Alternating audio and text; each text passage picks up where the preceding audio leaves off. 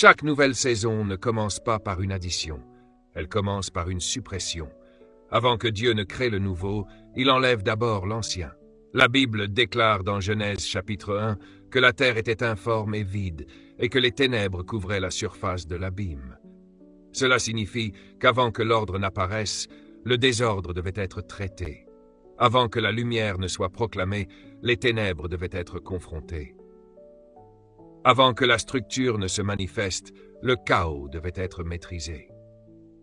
C'est pour cette raison que beaucoup de personnes prient sans cesse pour une nouvelle année, un nouveau niveau, une nouvelle onction, une nouvelle percée, mais elles ne l'expérimentent jamais. Non pas parce que Dieu ne veut pas agir, mais parce qu'elles s'attachent encore à ce que la prochaine saison ne peut pas supporter. Écoute ceci très attentivement. Le futur ne fait aucune place au passé. Note bien ceci. Ce que tu refuses de supprimer finira par supprimer ta destinée. La vie est gouvernée par des lois. Et l'une des lois les plus puissantes du royaume est la loi de la capacité. Dieu ne versera jamais du vin nouveau dans de vieilles outres. Non pas parce que le vin est mauvais, mais parce que l'outre ne peut pas supporter la pression de ce qui arrive. Beaucoup de personnes veulent le succès, mais ne veulent pas de la discipline nécessaire pour soutenir le succès. Elles veulent un but, mais refusent de lâcher les distractions qui diluent ce but. Elles veulent une destinée, mais continuent de négocier avec le confort. Laisse-moi t'expliquer ceci. Tout ce que Dieu crée est conçu avec un but précis. Le but est l'intention originelle du Créateur. Le but est la raison pour laquelle une chose existe. Tant que tu ne sais pas pourquoi quelque chose a été créé, tu en feras un mauvais usage. Le mauvais usage mène à l'abus, et l'abus conduit finalement à la destruction. C'est pour cela que tant de personnes sont frustrées, stressées, épuisées, confuses et fatiguées. Elles vivent en dehors de leur but tout en priant pour l'épanouissement. Tu ne peux pas prier pour entrer dans ton but. Le but se découvre. Il ne se demande pas. La Bible déclare dans Jérémie chapitre 1 verset 5 « Avant de te former dans le ventre de ta mère, je te connaissais. Avant que tu ne naisses, je t'avais consacré et je t'avais établi prophète pour les nations. » Cela signifie que ton but est plus ancien que tes problèmes. Ta destinée existait avant ta douleur. Tu n'as pas été créé lorsque ta mère t'a mis au monde. Tu as été révélé. Tu étais déjà conçu, déjà assigné, déjà équipé. Dieu ne t'a pas créé pour que tu te découvres toi-même. Il t'a créé pour que tu le découvres et que tu te trouves en lui. Écoute bien ce principe. Tout ce qui existe dans la vie a été créé pour résoudre un problème. Si tu ne connais pas le problème que tu es né pour résoudre, tu gaspilleras ta vie à rechercher la popularité au lieu de la productivité. Le succès n'est pas d'être connu. Le succès, c'est d'être nécessaire. L'endroit le plus riche de la terre n'est pas le puits de pétrole, la mine de diamants ou la réserve d'or. L'endroit le plus riche de la terre est le cimetière.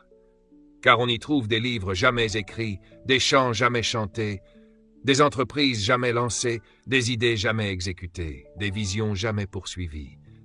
Tout cela parce que des personnes ont refusé de supprimer ce qui détruisait leur potentiel. Alors que nous entrons dans cette nouvelle saison, la question n'est pas « qu'est-ce que tu veux ajouter ?» La vraie question est « qu'est-ce qui doit être retiré ?» Car l'addition sans soustraction produit l'encombrement. Et l'encombrement étouffe la clarté. Et la clarté est le lieu de naissance de la vision. Regarde ce que dit l'Écriture dans Hébreux chapitre 12, verset 1. « Rejetons tout fardeau et le péché qui nous enveloppe si facilement et courons avec persévérance la course qui nous est proposée. » Remarque bien ceci. Il n'est pas dit seulement le péché. Il est dit le fardeau et le péché. Le péché est évident. Le fardeau ne l'est pas. Le fardeau n'est pas forcément mauvais, mais il est lourd. Le fardeau est tout ce qui te ralentit, même si cela paraît bon. Le fardeau n'est pas le mal, c'est l'excès. Certains d'entre vous ne sont pas dans le péché, vous êtes simplement surchargés. Et les personnes surchargées ne courent pas, elles s'effondrent. Voici la première chose que tu dois supprimer en cette nouvelle année. Et tu dois le comprendre profondément. Tu dois supprimer une mauvaise définition du succès. Cela détruit plus de destinées que les démons. Le succès n'est pas l'argent, l'argent est une ressource. Le succès n'est pas la célébrité est de la visibilité. Le succès n'est pas une position, La position est une assignation. Le succès, c'est découvrir et accomplir le but pour lequel tu es né. Voilà le succès. Le monde définit le succès par l'accumulation. Le royaume définit le succès par la contribution. Le monde demande combien possèdes-tu. Le royaume demande combien as-tu donné. Jésus n'a jamais possédé de maison, n'a jamais écrit de livre, n'a jamais eu de compte bancaire. Et pourtant, il a changé l'histoire. Pourquoi? Parce que le succès ne dépend pas de ce que tu possèdes, mais de ce que tu déposes dans la vie des autres. Écoute bien ceci. Quand tu poursuis le succès de la mauvaise manière, tu abuses de la prière. La prière devient une liste de courses au lieu d'une relation. Les gens prient pour des voitures, des maisons, des visas, des emplois, le mariage, mais ils ne prient jamais pour la clarté du but. Dieu n'est pas engagé envers ton confort.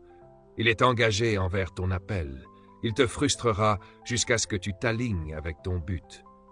La frustration n'est pas toujours l'œuvre du diable. Parfois, c'est la miséricorde de Dieu qui cherche à te rediriger. Jésus a dit dans Matthieu chapitre 6, verset 33, « Cherchez premièrement le royaume de Dieu et sa justice, et toutes ces choses vous seront données en plus. » Il n'a pas dit « cherchez les choses ». Il a dit « cherchez le royaume ». Quand tu poursuis le but, la provision te poursuit. Quand tu poursuis l'argent, le but s'enfuit loin de toi. Note ceci. Le but attire la provision. La vision attire les ressources. L'assignation commande l'approvisionnement. Dans cette nouvelle saison, supprime l'idée que le succès consiste à rivaliser avec les autres. Tu n'es pas né pour concurrencer. Tu es né pour compléter quelque chose. Il manque quelque chose sur la terre que toi seul peux apporter. C'est pour cela que personne ne peut te remplacer. Mais si tu ne te manifestes pas, le monde subit un manque. Passons maintenant à la suite. Après avoir supprimé une mauvaise définition du succès, la deuxième chose à supprimer est l'esprit de distraction. Cette génération est occupée mais stérile, active mais improductive, connectée mais confuse. L'information a augmenté, mais la sagesse a diminué. Les gens savent tout, mais ne comprennent rien. Écoute attentivement. La concentration est la monnaie du futur. Ce à quoi tu donnes ton attention reçoit ta vie. La distraction, ce n'est pas faire beaucoup de choses. La distraction, c'est faire beaucoup de choses qui ne sont pas liées à ton but. L'ennemi de la grandeur n'est pas l'échec, c'est la familiarité. Quand tu deviens à l'aise avec le bruit, tu perds la sensibilité à la direction. La Bible dit dans Luc chapitre 10 que Marthe était occupée à servir, tandis que Marie était assise aux pieds de Jésus. Marthe s'est plainte, mais Jésus a dit quelque chose de puissant. Tu t'inquiètes et tu t'agites pour beaucoup de choses, mais une seule est nécessaire. Une seule chose, le but est unique, la vision est étroite, la destinée est focalisée. Seule la confusion est dispersée. Note ceci, si tu ne programmes pas tes priorités, la vie programmera tes distractions. La discipline est le pont entre les objectifs et l'accomplissement. La discipline n'est pas une punition. La discipline est une gestion de soi. C'est décider à l'avance ce qui mérite ton temps, ton énergie, ton attention et tes émotions. Comprends ceci. Chaque être humain possède la même quantité de temps. Le temps est le seul don égal que Dieu a donné à tous les hommes. La différence entre les personnes accomplies et les personnes ordinaires n'est pas le temps. C'est la concentration. Ce n'est pas l'opportunité, c'est la discipline. Une vision sans discipline est une hallucination. Dieu a dit à Habakkuk, « Écris la vision et rends-la claire. » Pourquoi? Parce que ce qui n'est pas défini ne peut pas être défendu. Quand ta vision est claire, les distractions deviennent évidentes. Tu n'as pas besoin de prier pour tout. Certaines choses exigent simplement un nom ferme. Écoute attentivement. Tu ne peux pas accomplir ton but dans une saison de divertissement permanent. Ton avenir exige le silence. Ta destinée demande la solitude. Jésus se retirait souvent loin de la foule. Non pas parce qu'il n'aimait pas les gens, mais parce que le but a besoin d'intimité.